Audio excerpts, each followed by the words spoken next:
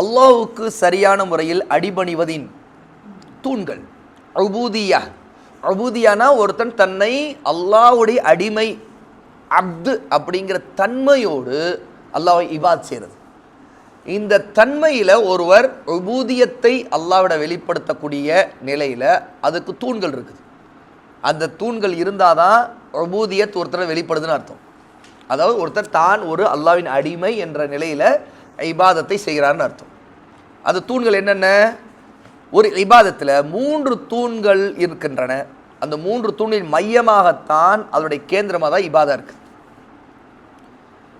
3மே இல்லைன்னா இபாதத்தை இல்லைன்னு அர்த்தம். அது இபாதத்தாக ஏற்றுக்கொள்ளப்படாது. முதலாவது நேசம், மஹப்பத். இரண்டாவது ஹவுஃப், அச்சம். மூன்றாவது ரஜா, ஆதரவு வைத்தல். இந்த 3மே இபாதத்திற்கான தூண்கள். மஹப்பத், ஹவுஃப், ரஜா. மஹப்பத் அல்லாஹ்வின் மீது நேசத்தோடு அந்த இபாதத்தை செய்கிறது. ஹவுஃப், அல்லாஹ் அந்த இபாதத்தை ஏற்காம நிராகரிச்சுருவானோ, நமக்கு இது கூலி கிடைக்காம போயிடுமோ அப்படிங்கிற பயத்தோடு அல்லாஹ்வுடைய மகத்துவத்தை உணர்ந்து தான் இந்த இபாதத்தை செய்யாவிட்டால் தண்டிக்கப்பட்டுருவோமோங்கிற பயத்தோடு செய்கிறது ஹவுஃப். மூன்றாவது ரஜா, இந்த இபாதத்துக்கு அல்லாஹ்ட்ட எனக்கு கூலி கிடைக்கணும், அல்லாஹ் எனக்கு சொர்க்கம் தரணும், எனக்கு உயர்ந்த அந்தஸ்தை கொடுக்கணும் அப்படிங்கிற எதிர்பார்ப்பு, ஆதரவு, இது வைக்கிறது. இந்த 3 தன்மையும் ஒரு இபாதத்தில் இருக்கணும். அது தொழுகையாக இருக்கலாம், நோன்பாக இருக்கலாம், ஜக்காத்தாக இருக்கலாம், குர்ஆன் ஓதுவதாக இருக்கலாம், இல்மு தேடக்கூடியதாக இருக்கலாம். ஏன் ஒருத்தர் கல்யாணம் பண்ணுறாரு, அதை கூட இபாதத்தாக அல்லாஹ்விட ஆக்கலாம். எப்படி? அல்லாஹ்வுடைய நேசத்தின் காரணமாக இந்த இபாதத்தை தான் சரியாக செய்ய வேண்டும் நினைக்கிறார். அந்த கல்யாணத்தை அவர் அல்லாஹ் அனுமதித்த முறையில் செய்யணும்னு நினைக்கிறார். அல்லாஹ்வுடைய நேசத்தின் காரணமாக தனக்கு ஒரு பெண் பிடிச்சிருந்தோம், அந்த பெண் வழிகட்ட பெண் அல்லது காஃபிர் அப்படிங்கிறதுக்காக முடிக்க மாட்டேங்கிறார். பார்க்க பெண்ணு பிடிச்சி போச்சு, அப்புறம் தெரியுது அது ஒரு வழிகட்ட பெண் அல்ல ஒரு பிதத்வாதி. அல்லாஹ்வுக்காக அந்த பெண்ணை அவர் திருமணம் செய்ய மறுக்கிறார். அவருக்கு பிடிச்சிருந்துச்சு, ஆனால் அல்லாஹ்வுடைய நேசம், நான் ஒரு இபாதத்தா செய்யணும் இதை. அப்போ என்ன ஆகுது? தனக்கு பிடிச்ச பெண்ணாக இருந்தாலும் வேணாம், நான் பண்ண மாட்டேன், ஏன்னா இது எனக்கு இபாதத்து, அல்லாஹ்வுடைய நேசத்தில் நான் பண்ணணும், எனக்கு பிடிச்சிருக்கிறது அல்லாஹ்வுக்கு பிடிச்சிருக்கணும், அல்லாஹ்வுக்கு பிடிக்காத ஒரு பெண்ணை நான் பண்ண மாட்டேன் அப்படின்னு இருக்கிறார். அல்ல ஒரு ஆண், ஒரு பெண் அப்படி இருக்கிறார், அல்லாஹ்வுக்கு பிடிச்ச ஒரு நல்ல ஆணைத்தை நான் பண்ணுவேன், மார்க்கத்துக்கு முரணான ஒரு வழிகட்டவனை அல்ல முஷ்ரிக்க ஒரு காஃபிரை நான் கல்யாணம் பண்ண மாட்டேன்னு இருக்கிறேன். ஏன்னா இபாதத்தாக அந்த பெண் அந்த திருமணம் செய்ய நினைக்கிறேன். அதே மாதிரி தான் அதில் ஹவுஃப் இருக்கணும். எப்படி? கல்யாணம் தான் பண்ணுறான், ஆனால் தான் ஒரு ஹராமான காரியத்தை இதன் மூலம் செய்தால் அப்போ அல்லாஹ்வுடைய தண்டனைக்கு ஆளாகுமோங்கிற ஹவுஃப் இருக்கணும். அதே மாதிரி ரஜாவும் இருக்கணும். அல்லாஹ் அனுமதித்த முறையில் சரியான முறையில் பண்ணும்போது அல்லாஹ்வோட எனக்கு இது கூலி கிடைக்கணும், இந்த நிக்கா நான் செய்யும் போது அல்லாஹ்வோட எனக்கு கூலி கிடைக்கணும், அல்லாஹ் இதை பொருந்தி கொள்ளணும் அப்படின்னு. அப்போ இபாதத்தாயிடுச்சு, அவர் தான் நல்ல அப்து. இப்போ உபூதியத்தை எப்படி வெளிப்படுது? அவர்கிட்ட தான் ஒரு அடிமைங்கிற தனத்தை அவர் வெளிப்படுத்துகிறார். எப்படி? அந்த குணாசி எப்படி வெளிப்படுத்துகிறாரு? திருமணம் தான் செய்கிறாரு, ஆனால் அல்லாஹ்வுடைய நேசத்துக்காக அவர் திருமணம் செய்கிறார். அந்த நேசத்தை அளவுகளாக வச்சுக்கிறார். அதே மாதிரி அல்லாஹ் தடுத்த முறையில் செய்யக்கூடாதுன்னு அஞ்சுறார், ஹவுஃப் இருக்குது. அதே மாதிரி தான் செய்யக்கூடியதுக்கு அல்லாஹ்வோட கூலி கிடைக்கணும், ரஜாவை கொண்டிருக்கிறார். அப்போ இது எல்லா தன்மையும் சேர்ந்து தான் இபாதத்தாக ஒன்று மாறுது. இந்த எல்லா விஷயங்களும் வணக்கத்தில் ஒன்று சேருவது முக்கியம். தன் அடிமைகள் குறித்து அல்லாஹ் வர்ணிக்கிறான் பாருங்க. யுஹிப்புஹும் வ யுஹிப்பூனஹு, அவன் அவர்களை நேசிப்பான், அவர்களும் அவனை நேசிப்பார்கள். அப்போது அல்லாஹ்வுடைய அடிமைகள் அல்லாஹ்வை நேசிப்பார்கள் அல்லாஹ் சொல்கிறான். சூரா அல் மாயிதா 5வது சூராவுடைய 54வது ஆயா. வல்லதீன ஆமனு அஷத்து ஹுப்பல்லில்லா, சூரா அல் பக்ரா 2வது சூராவுடைய 165வது ஆயா. அல்லாஹ்வை ஈமான் கொண்டவர்களோ அல்லாஹ்வை மிகவும் உறுதியாக நேசிப்பார்கள். நபிமார்களின் ரசூல்மார்களை பற்றி அல்லாஹ் தஆலா சொல்றான், இன்னஹும் கானு யுசாரிஊன ஃபில் கைராத்தி வ யதுஊனனா ரகபன் வ ரஹபா வ கானூ லனா காஷிஈன். நிச்சயமாக அவர்கள் அனைவரும் நன்மையான செயல்களை செய்வதில் ஒருவரை ஒரு முந்திக் கொண்டிருந்தார்கள், நம்முடைய அருளை ஆதரவு வைத்து அதுதான் ரஹபா. நம்முடைய தண்டனையை பயந்து, அதுதான் ரஹபா. நம்மிடம் பிரார்த்தனை செய்து கொண்டிருந்தார்கள். அவர்கள் அனைவரும் நம்மிடம் மிகவும் உள்ளச்சம் உடையவர்களாக இருந்தார்கள். சூரா அல் அன்பியா 21வது சூராவுடைய 90வது ஆயத். நபிமார்களை பற்றி அல்லாஹ் இப்படி சொல்லியிருக்கிறான். அப்போ இபாதத் செய்யக்கூடியவர்களை இந்த 3 பண்பும் இருக்கணும். மஹப்பத் இருக்கணும், ஹவுஃப் இருக்கணும், ரஜா இருக்கணும். இந்த ஹவுஃப் ரஜாவுடைய வேறு வார்த்தைகள் தான் ரஹபா, ரஹபா. அதே தன்மைகள் தான் இதுவும். சலஃப் சிலர் சொல்லி இருக்கிறார்கள் பாருங்க, எவன் அல்லாஹ்வை வெறும் நேசத்துடன் மட்டும் வணங்குறான் அவன் ஜிந்தீக், வழிகேடன், மனமுரண்டாக இருக்கிறவன். அதாவது வெறும் நேசம் மட்டும் கொண்டிருக்கிறவன். அல்லாஹ் ரொம்ப நேசிக்கிறான், அவன்கிட்ட ஹவுஃப் இல்லை, ரஜா இல்லை அப்படின்னா ஒரு வழிகேடன், ஜிந்தீக். எவன் அவனிடம், அதாவது அல்லாஹ்விடம் வெறும் ஆதரவு வைப்பவனாக மட்டும் அவனை வணங்குகிறானோ அவன் முர்ஜிஅ, அதாவது ஈமானில் அமல்கள் அடங்காதுன்னு நம்புறவன், அவன் தான் முர்ஜிஅ, இர்ஜா கொள்கையில் உள்ளவன். இர்ஜா அப்படிங்கிற கொள்கை என்னன்னு கேட்டால், அவன் அல்லாஹ்வை வணங்குறான், ஈமான் மட்டும் இருந்தால் போதும்னு நினைக்கிறான். அமல்லாம் அவனுக்கு தேவையில்லை அப்படின்னு நினைக்கிறான். ஈமான் மட்டும் தான் போதும் அப்படின்னு நினைக்கிறான். அதாவது இவன் ஆதரவு மட்டும் இருக்குது அவனுக்கு. என்ன ஆதரவு? அவன்கிட்ட ரஜா மட்டும் இருக்குது. அல்லாஹ்வின் பக்கம் ஒரு ரஜா இருக்குது. இர்ஜா கொண்டிருக்கிறவன், ரஜா உள்ளவன் தான் இர்ஜா கொள்கையில் இருக்கிறவன். வெறும் ரஜா மட்டும் கொண்டிருக்கிறவன், ஆதரவு வைக்கிறது வெறும் இர்ஜா, ரஜா இருக்குது, அதனால இர்ஜா கொள்கையில் இருக்கிறான், அவன் தான் முர்ஜி. சரியா? அப்படிப்பட்ட வழிகேடன். எவன் அல்லாஹ் வெறும் அச்சத்துடன் மட்டும் வணங்குகிறானோ, இந்த மனிதன்கிட்ட வெறும் ஹவுஃப் மட்டும் இருக்குது, நேசம் இல்லை, அல்லாஹ் மீது நேசம் இல்லை, ரஜா இல்லை, வெறும் ஹவுஃப் மட்டும் வச்சிருக்கானா அவன் தான் ஹுரூரி, அதாவது ஹாரிஜி, ஹவாரிஜ்,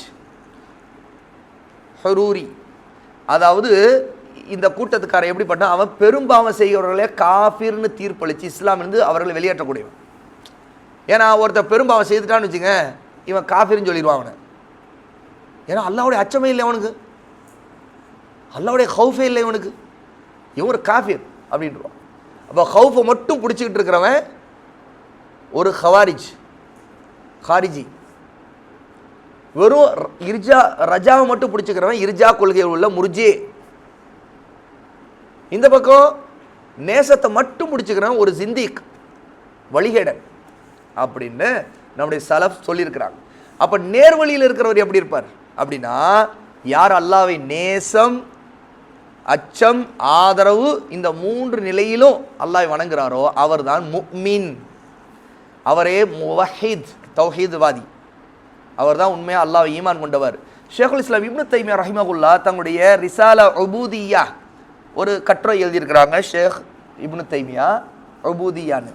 அந்த கட்டுரையில் என்ன குறிப்பிடுறாங்க அப்படின்னா, அல்லாஹ்வின் மார்க்கம் என்பது அவனையே வணங்குவது தான், அவனுக்கு கீழ்ப்படிவது தான், அவனிடமே அர்ப்பணிப்பது தான். வணக்கம் என்பதின் அடிப்படையான அர்த்தம் என்னன்னா, பணிவுடன் அர்ப்பணமாகணும். அரபியில் தரீகுன் முஅப்பத், எப்படிப்பட்டதுன்னா பணிவுடன் அர்ப்பணிவது, தரீகுன் முஅப்பத் என்று சொல்லுவாங்க. அதாவது நடப்பதின் காரணமாக மிதிப்பட்டு மிருதுவாக ஆகிவிட்ட நடைபாதை தான் தரீகுன் முஅப்பத். ஒரு பாதை கரடுமுரடாக இருக்குது, பலரும் நடந்து, போக்குவரத்து அதிகமாக நடந்து அப்படியே அது மிருதுவாயிடுது. கடைசியில் அது நல்லா நடக்கிறதுக்கு வசதி ஆகிடுது இல்லையா? முதல்ல கரடுமுரடாக நடக்க முடியாமல் இருக்கும், நிறைய பேர் நடந்து அந்த பாதை நல்லா நடக்கிறதுக்கு வசதி ஆகிடுது இல்லையா? மிருதுவா வசதி ஆகிடுது. அதுதான் தரீகுன் முஅப்பத். அது போல ஒருவருடைய வாழ்க்கை எப்படி மாறுது பாருங்க. நம்மீது ஏவப்பட்டுள்ள வணக்கம் என்பது அர்ப்பணமாகி நேசத்தை வெளிப்படுத்தி செய்யப்பட வேண்டும். அதுதான் அந்த நேசத்தோடு செய்யும்போது, ஆக இது பணிந்து அர்ப்பணமாகின்ற உயர்ந்த படித்தரத்தையும் அதை அவன் மீதுள்ள உயர்ந்த நேசத்துடன் செய்வதையும் உள்ளடக்கி. பணிவு இல்லாமல், நேசம் இல்லாமல் வணக்கம் இல்லை. ஒருவன் தன்னை ஒருவருக்கு அர்ப்பணம் ஆக்குகிறான், ஆனால் அவரை வெறுக்கிறான் என்றால் உண்மையில் அவன் அவரை வணங்கியவனாக ஆக மாட்டான். ஏன்னா நேசம் இல்லாமல் நான் என்னை அல்லாஹ்வுக்கு அர்ப்பணிச்சிட்டேன் அப்படின்னா, ஆனால் அல்லாஹ் அவனுக்கு நேசம்லாம் இல்லைன்னா அவன் யார்? அவன் வெறுக்கிறவன். நேசம் இல்லாத இடத்துல என்ன இருக்கும்? வெறுப்பு தான் இருக்கும். அவன் அர்ப்பணிக்க முடியுமா அல்லாஹ்விடம்? ஒரு காலம் அர்ப்பணிக்க முடியாது. இதே அவன் அவரை நேசிக்கிறான், ஆனால் தன்னை அர்ப்பணிக்க மாட்டான் என்றால் அவனும் அவரை வணங்கியவனாக ஆக மாட்டான். ஏன்? இது ஒருவன் தன் குழந்தையும் நண்பனையும் நேசிப்பதை போன்ற நேசத்தை காட்டுவது.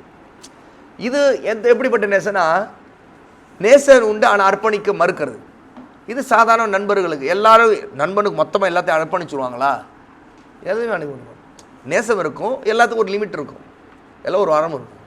ஒருத்தர் நேசம், எனக்கு என் நண்பன் தான் எனக்கு எல்லாமேங்கிறதுக்காக ஒருத்தன் வந்து நண்பன் வெளியில் திடீர்னு ஒரு இடத்துல குளித்தாங்க, ட்ரெஸ்ஸு ஒரு நண்பன் காணாம போச்சு. குளிச்சுட்டு வராங்க, ட்ரெஸ்ஸு ஒருத்தன் தான் இருக்குது, ஒருத்தன் வந்து காணோம். என் நண்பன் அவன் எப்படி நிர்வாணமாக போவான்? என் ட்ரெஸ்ஸை போட்டுக்கிட்டா நான் நிர்வாணமாக வரேன்டா அப்படின்னு இருப்பானா? அவன் உதவ வேணா செய்வான். என்ன செய்வான்? சரி இருடா, நான் உனக்காக உதவுறேன், ஏதாவது ஒரு வழியை தேடிடுவேன், நீ தண்ணிக்குள்ளே கடை ட்ரெஸ்ஸை தூக்கிட்டு போயிட்டானுங்க, தண்ணிக்குள்ளே இரு, நான் போய் ட்ரெஸ்ஸாவது எங்கேயாவது போய் கேட்குறேன், இல்லாட்டி இலைதலையாவது நான் பொறுக்கிட்டு வந்து ஏதாவது குத்தி ஏதாவது இலைய பெரிய இலை கிடைக்காத மரம் ஜலிச்சு எதை எடுத்து கட்டிட்டு காட்டுவாசி மாதிரி வெளியே வாடா கட்டிக்கிட்டு அப்படின்னு சொல்லுவான். டேடே உன் ட்ரெஸ்ஸை கட்டி கொடுத்துட்றா, நான் காட்டுவாசி மாதிரி வரணுமா அப்படிமானா? இல்லையா? எந்த நண்பனும் ஏற்றுக்க வேண்டாம். சரியா? இல்லைடா சரி மேலே ஒரு ஆடை இருக்குது, இன்னொன்று செய்தாது கட்டிக்க அப்படின்னு கொடுக்கலாம். இவனுக்கு இருக்கிறது ஒன்று தான் அப்படின்னா இவன் என்ன செய்வான்? இவன் வந்து நிர்வாணமாக இவன் வரமாட்டான், என்னதான் இருந்தாலும் வரமாட்டான். அதாவது எல்லாத்துக்கும் ஒரு லிமிட் இருக்குது. நண்பனாக இருந்தாலும் ஒரு லிமிட் இருக்கும், நேசம் இருக்கும், நேசத்துக்கு உதவ முடியும். ஆனால் அர்ப்பணிப்பதுங்கிறது மிகப்பெரிய விஷயம். அல்லாவுக்காக அர்ப்பணிப்பது, ஒருத்தன் வந்து தன்னோட ரப்புக்காக உயிரை கொடுக்க முன் வரான் ஜிஹாதில். சரியா? ஆமாம். அப்போ அர்ப்பணிப்புங்கிறது சாதாரணமான ஒரு நேசம், அர்ப்பணிப்பு இல்லாவிட்ட சாதாரணமான நேசம். ஆகவே இந்த ரெண்டு பண்புகளில் வணக்கத்திற்கு ஒன்று மட்டும் போதுமானதல்ல. ஒரு இபாதத்துக்கு நேசம் மட்டும் இருக்குது, அர்ப்பணிப்பு இல்லை அப்படின்னாலும் போதுமானது இல்லை. அர்ப்பணிப்புங்கிறது, அதாவது நேசங்கிறது உண்மையாக இருக்கிறது அந்த அர்ப்பணிப்போடு இருந்தால் மட்டும்தான் அப்படிங்கிறாங்க ஷேகுல் இஸ்லாம் இப்னு தைமியா. பணிவு, அடியான் எந்த ஒன்றை காட்டிலும் அல்லாஹ்வை அதிகமாக நேசிப்பதாக இருக்க வேண்டும், எந்த ஒன்றை காட்டிலும் அல்லாஹ்வை மகத்தானவனாக ஏற்றுக்கொள்ள வேண்டும். உண்மை இதுதான். முழுமையான நேசத்திற்கும் அர்ப்பணத்திற்கும் தகுதியான அல்லாஹ்வை தவிர யாரும் இல்லை. அப்போ உபுதியத்தில் இதுதான் உபுதியா, உண்மையான நேசத்தோடும் அர்ப்பணிப்பும் இருக்க வேண்டும் அப்படிங்கிறாங்க ஷேக். இவைதான் வணக்கத்தின் தூண்கள். இவை மீது தான் அது கட்டி எழுப்பப்படுகிறது. இமாம் இப்னுல் கையிம் ரஹிமஹுல்லா தம் நூனியா அப்படிங்கிறது அந்த கவிதையில் வந்து முழுக்க முழுக்க நூன்லேயே முடியும். ஆகவே நூனியா அப்படிங்கிற கவிதை அதில் குறிப்பிட்றாங்க, وَعِبَادَةُ الرَّحْمَنِ غَايَةُ حُبِّهِ مَعَ ذُلِّ عَابِدِهِ هُمَا قُطْبَانِ وَعَلَيْهِمَا فَلَكُ الْعِبَادَةِ دَائِرٌ مَأْدَارَ حَتَّى قَامَةَ الْقُطْبَانِ وَمَدَارُهُ بِالْأَمْرِ أَمْرِ رَسُولِهِ لَا بِالْهَوَى وَالنَّفْسِ وَالشَّيْطَانِ. உச்சக்கட்ட நேசத்தில் ரஹ்மானை வணங்குவார் வணக்கசாலி. பாருங்க, அவர்கிட்ட எப்படி இருக்குமா? அவரின் நேசமும் பணிவும் அவருக்கு ரெண்டு அச்சாணி. சரியா? அதாவது ஒரு வண்டியில் சக்கரங்கள் இருக்குன்னா அந்த சக்கரங்கள் விலகி வெளியே வராமல் இருக்கிறதுக்கு சொருகி இருப்பாங்க ஒரு அச்சாணி. அந்த மாதிரி ரெண்டு சக்கரங்களுக்கு அச்சாணி போல நேசமும் பணிவும் இருக்க வேண்டும். எதுக்கு? இபாதத்துக்கு. அந்த வணக்கசாலிக்கு அவருடைய உச்சகட்ட நேசம் எப்படி இருக்கும்னு கேட்டால் இந்த ரெண்டு அச்சாணியோடு இருக்கும்.